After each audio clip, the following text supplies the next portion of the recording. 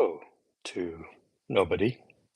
Um, I thought I would try this little experiment of writing some code live, and then I'll upload this to my channel afterwards.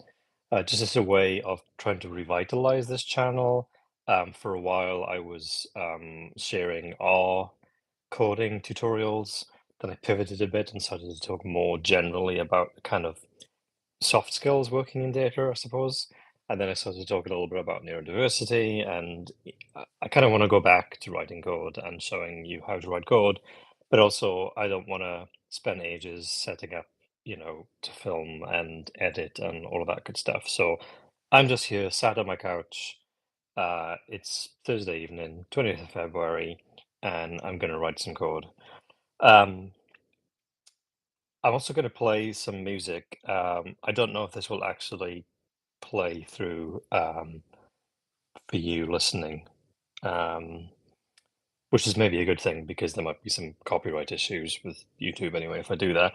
But I'm going to choose an album at random. So I've actually listed out my top 100 albums, and I have this bag um, with these little numbered tiles in here from 1 to 100. So I am going to open up a spreadsheet with my top 100 albums, choose one of these tiles, and then play that album that matches the number. So I'm going to share my screen so you can see what I can see. I'm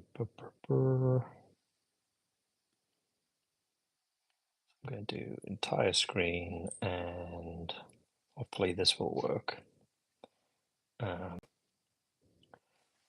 Okay.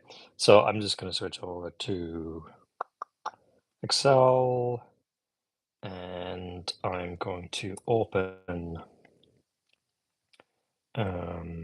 what did I call it?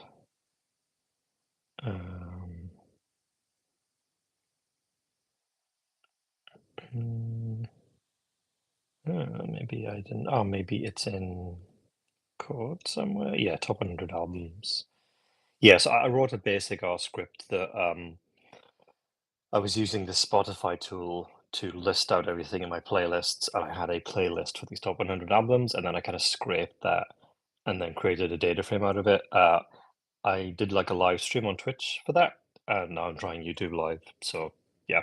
Anyway, here's the CSV. It's a pretty basic file. So yeah, as you can see, it's just name and then a name of these albums.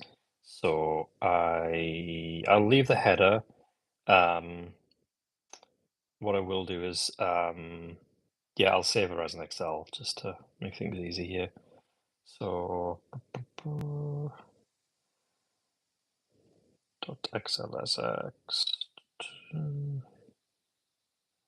Why can I not see? Oh, the straight open XML. Is that what I want? Oh, here you go. .xlsx. Yeah, let's just on this .xls.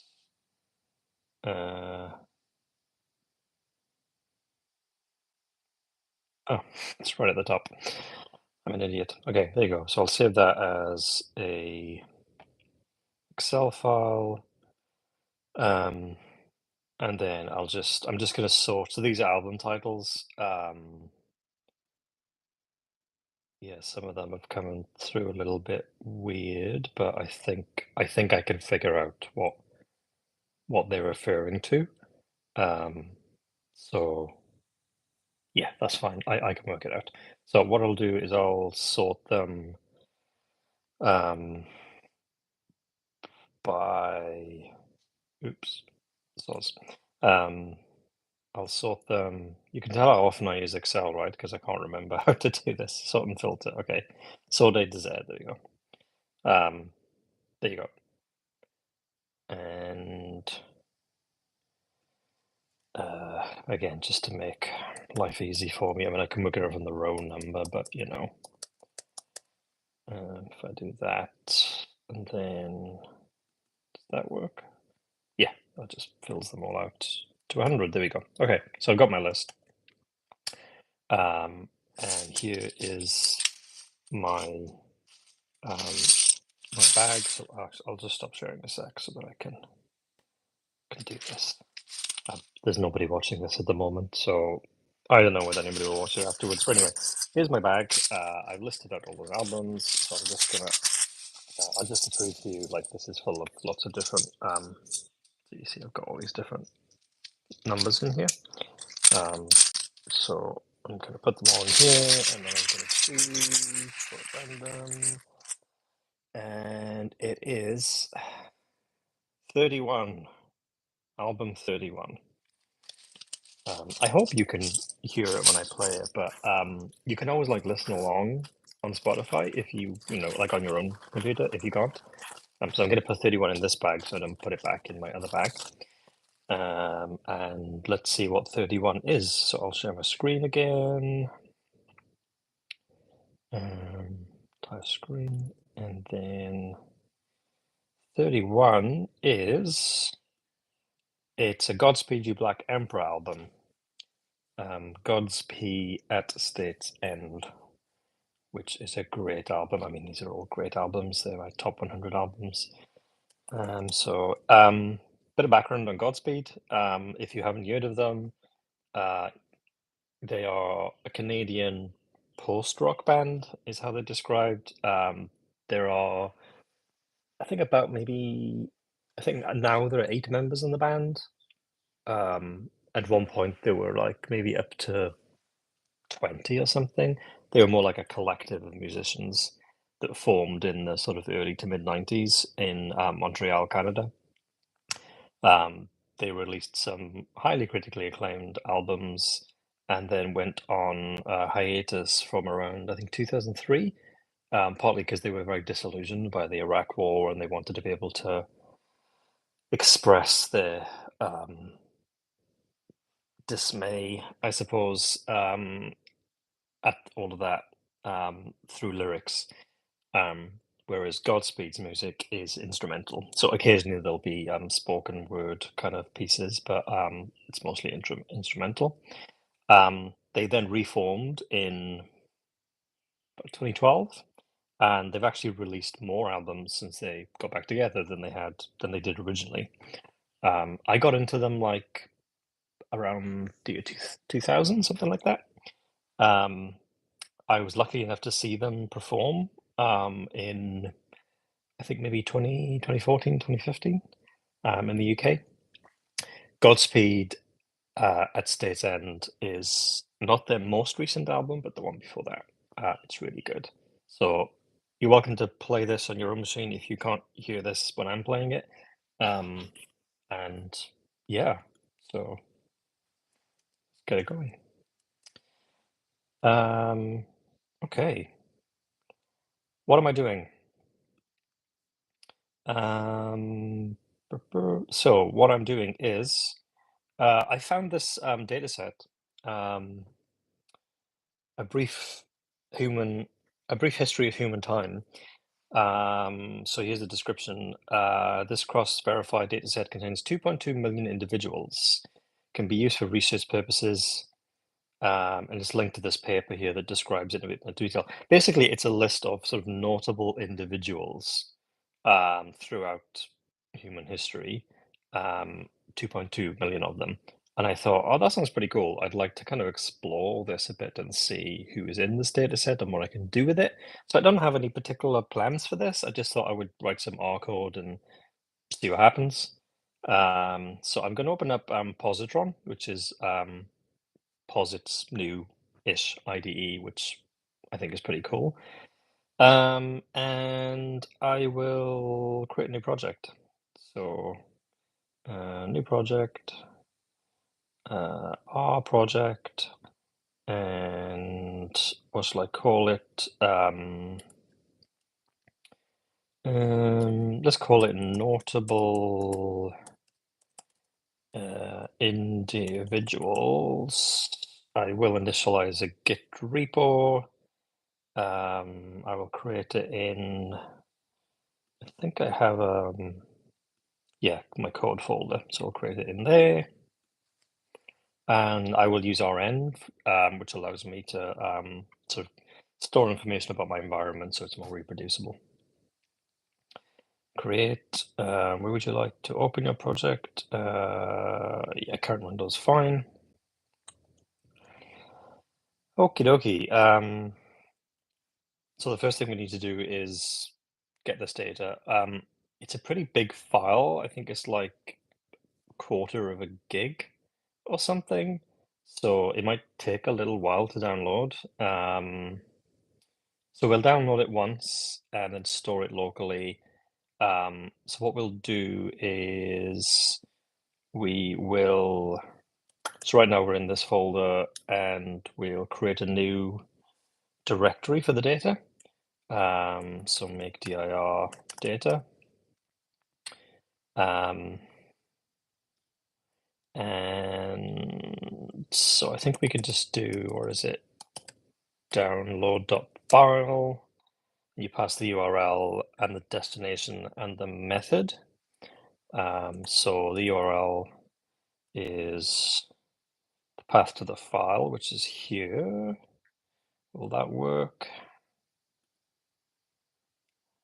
gzip archive. That might not be the actual path to the file. I mean, alternatively, I could just download it like this through the browser. Let's not be too cute about it. Let's just download the file through the browser. But we will want to document where we got this from. Is it downloading? Accept. Oh.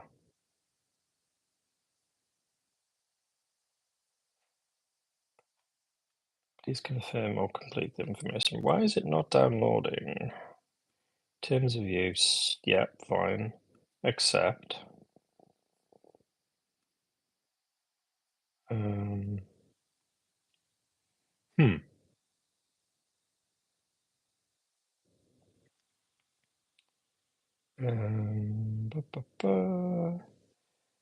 Why is it not downloading? I think it's too big to do through here, is it? If I just do... It's pulling this up again.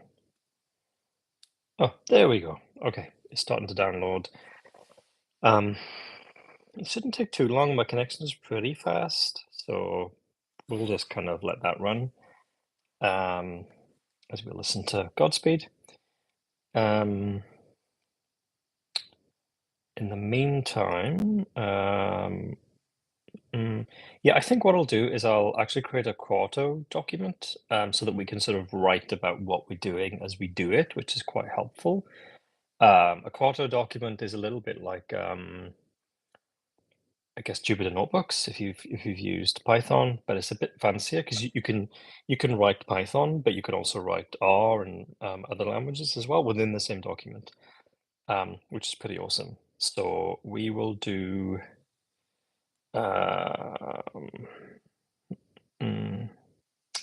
Yeah, it's not quite as straightforward to create a Quarto doc in Positron as it was in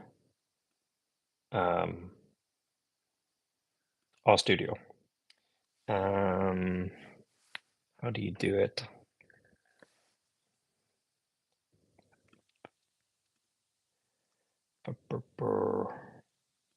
Sorry, guys. It should be fairly straightforward, but create. Is anybody actually watching this yet? No, it's just me. Create Quarto doc positron.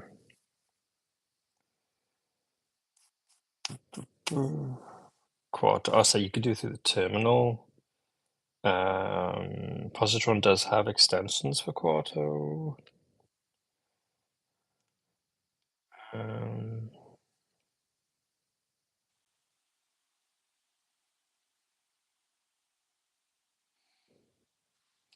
So okay. The cool thing about Positron is it's pretty similar to VS Code. It actually uses the same underlying open source technology as VS Code, but it's not in any way proprietary. Like the whole thing is open source, including the extensions, which seem to be drawing from a open source repository.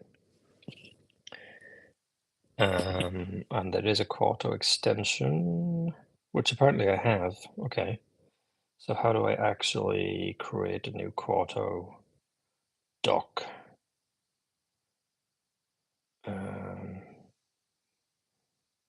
This is like one of those really basic things.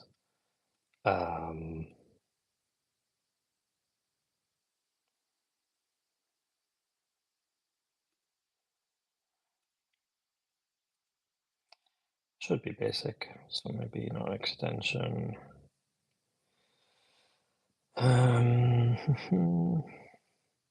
Just gonna look at this video and mute it.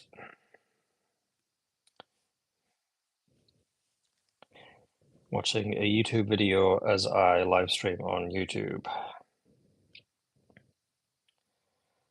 Blah, blah, blah. Okay.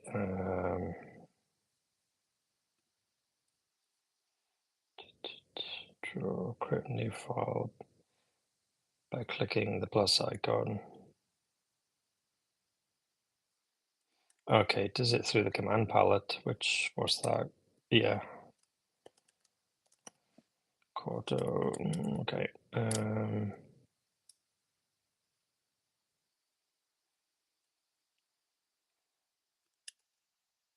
if I press that, aha, Quarto doc. Okay, is that simple? Just click on new, and because I've already installed the Quarto extension, it comes up as an option here, so I can call a Quarto doc or project. So we'll just do a Quarto doc because yeah, we could have just written that and then bam, you've got a Quarto doc, and then we just save it as a QMD.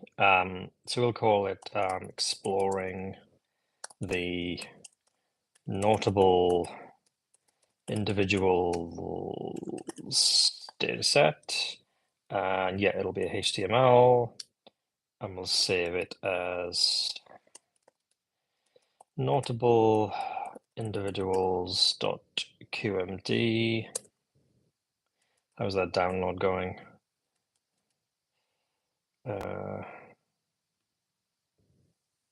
It's going. That's about halfway there. Cool. Right. So yeah, the good thing about Quarto is we can sort of just like describe what we're doing as we're working here. So what are we doing? So we're going to explore the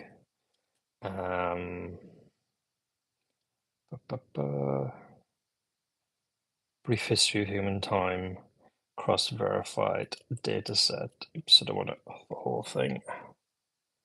Brief history of time. Oh, keep selecting the whole thing. A brief history of human time.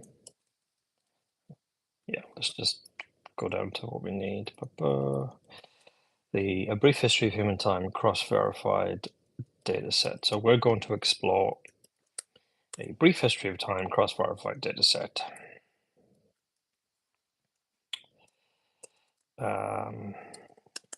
You can download this data from,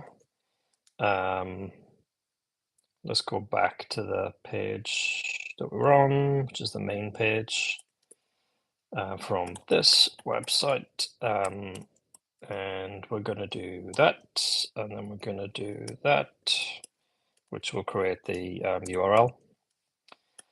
So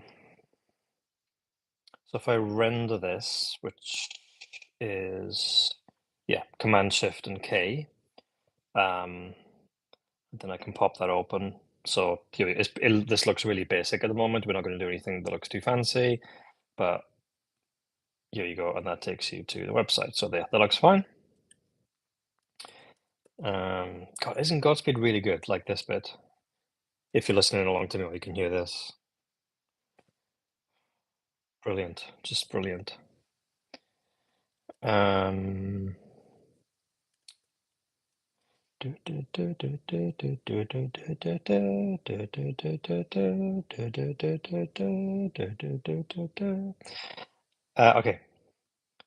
nearly there with that.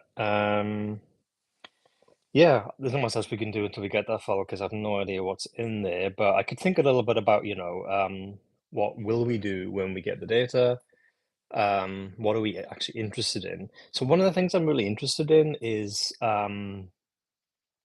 writers. So I'm interested in exploring notable individuals who have produced works of great literature um, over the span of time.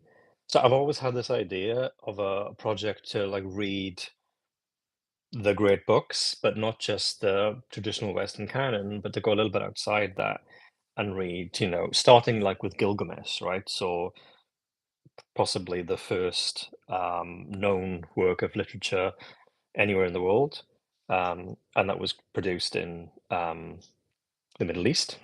So I'm just gonna make sure my dog's okay. He's making a scrabble noise. Yeah, he's okay. Um, yeah, but I want some way of determining like how do I select those books?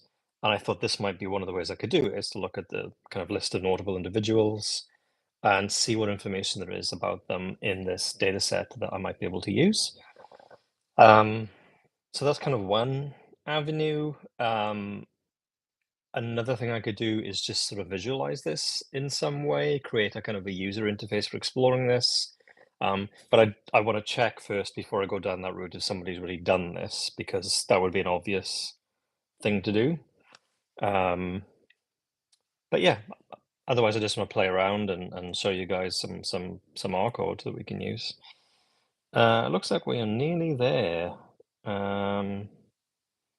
25 seconds remaining. I could talk a bit more about Godspeed in the last 10 seconds. So if it sounds like this track is really long, that's because their songs typically are quite long. They tend to be more like symphonies, I suppose, with movements. So we're kind of into the third movement, I think, of this piece. Um, yeah, I mean, some of their songs can be about 20 minutes long. Um, on the CD versions or Spotify versions, they tend to be split into sort of tracks, but they do kind of flow continuously. All right, we've got the data as a .gz file. So what we're going to do is um, we are going to bring that in. Ooh, why have we got? Oh, because of the Quarto file. So yeah, okay, that's why we got all those things. Um, let's just drag it in to this folder, data. So we need to unzip this um, to get the data out of it. I could just do it here, but I can show you how to do this in R.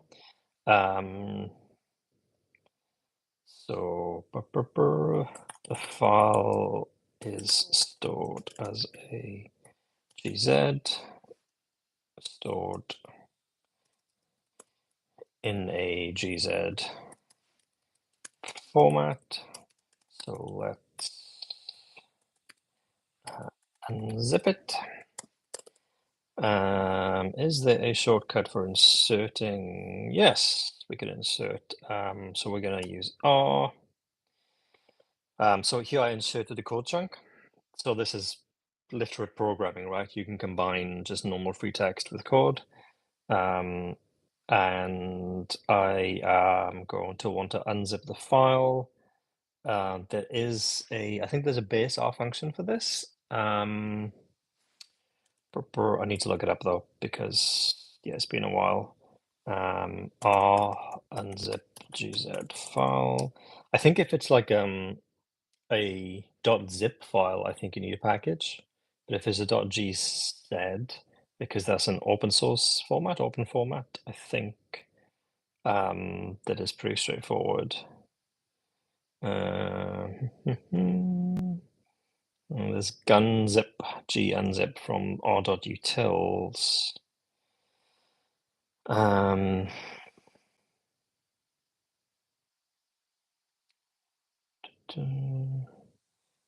Okay, it says here you can read them straight into R.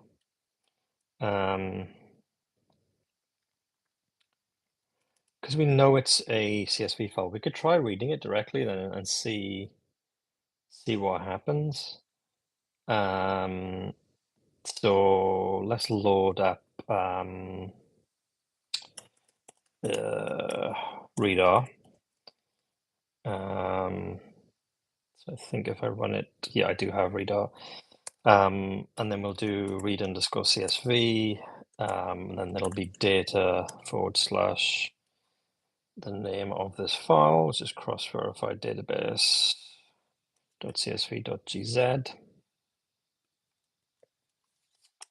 .csv.gz. We'll just call it data. So if I were to run this, it's doing something. It might take a minute because it's a quarter of a gigabyte in size. One thing we might want to do is partition this file, save it as a Parquet file. Is it Parquet or Parquet? Some people say Parquet, some people say Parquet. But if we save it as a, let's call it Parquet file, that means it's partitioned. That means we can use something like Arrow to read it, and it'll be a lot quicker to work with this data. We might be fine though. I'm on a MacBook Air here with an Apple chip, so it could be okay. It does seem to have read it. I can see it down here. Yeah, okay, interesting. It read it. And there are quite a lot of columns. So now that we've got data, what I'm doing on the console is I'll just do like what's it called? There's a function for getting some basic information. It might be str. Yeah, data. Is that right? Yeah. Wow. Okay, so we've got a lot of columns. We've got 49 columns. Yeah, about 2.3 million rows. We have wiki data code, so that might be for helping us to either connect to wiki data to get more information, or it could be that that's where this information came from, and that is linking it back to the original record. We'd have to read the paper to learn more. Birth, death, updated death date, approx birth, approx death. Lots of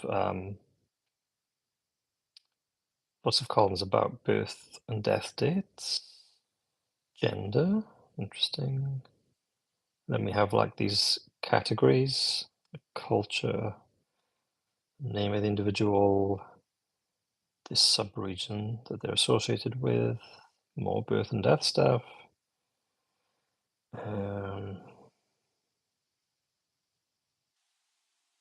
More categorization information. I don't know what some of these mean. More categories. Oh, cool. Playwright, writer. That'll be useful if we want to look at you know, the great books. Anything else of interest?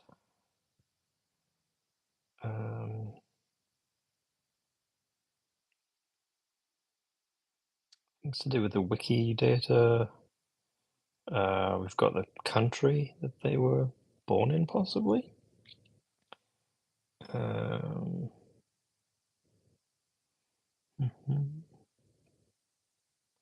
Region. Don't know what these mean. More categories, so playwright, journalist, etc.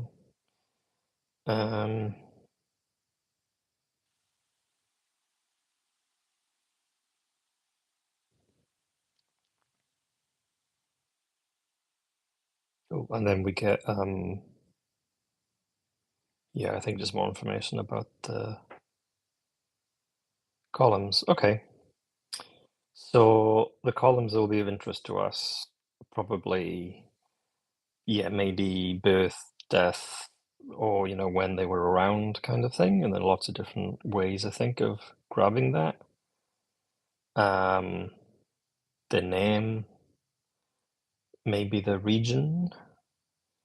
And then one of these categories, we have to play around with a few different categories to figure that out. So, okay. Hmm.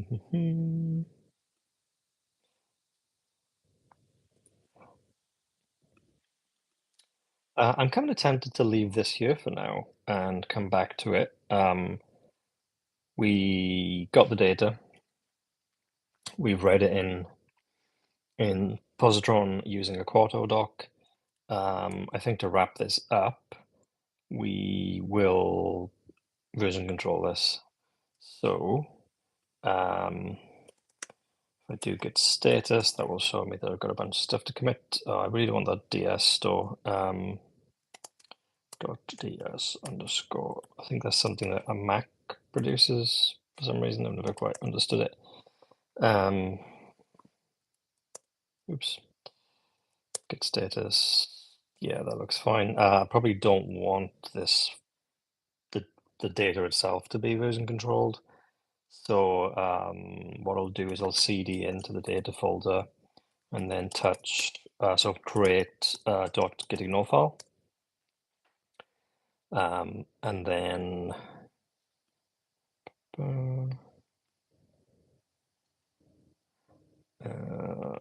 in that file, I'll just ignore everything except the gitignore file. So it will ignore anything in this folder except for this .gitignore file, which means that when I version control it, the folder itself will be created with the .gitignore, but there'll be nothing else in there. The reason that's useful is if somebody wants to reuse what I'm doing here, then like the folder will be there for them if they clone the repository to drop the data into. Okay, so now if I do git status, the data folder is not there anymore. Do I want the HTML file and everything else with Quarto there?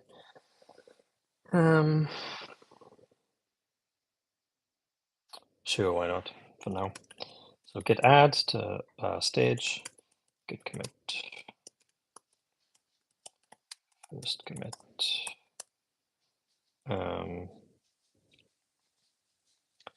And I don't yet have a repo, but I'll do that later maybe because I think that my dog wants to go outside. So I'm going to stop sharing my screen. I hope that was interesting. If this little experiment was interesting, helpful, entertaining, let me know in the comments and I can keep going with this. Yeah, thanks everybody. And we'll pick up the Godspeed album as well next time from track 6. So we're currently listening to Fire a Static Valley, and we'll move on to track 6 after that. Yeah, I think my dog wants to go outside, so I better let him go outside. But yeah, thanks everybody, and we'll try this again if people are interested. Cheers, bye.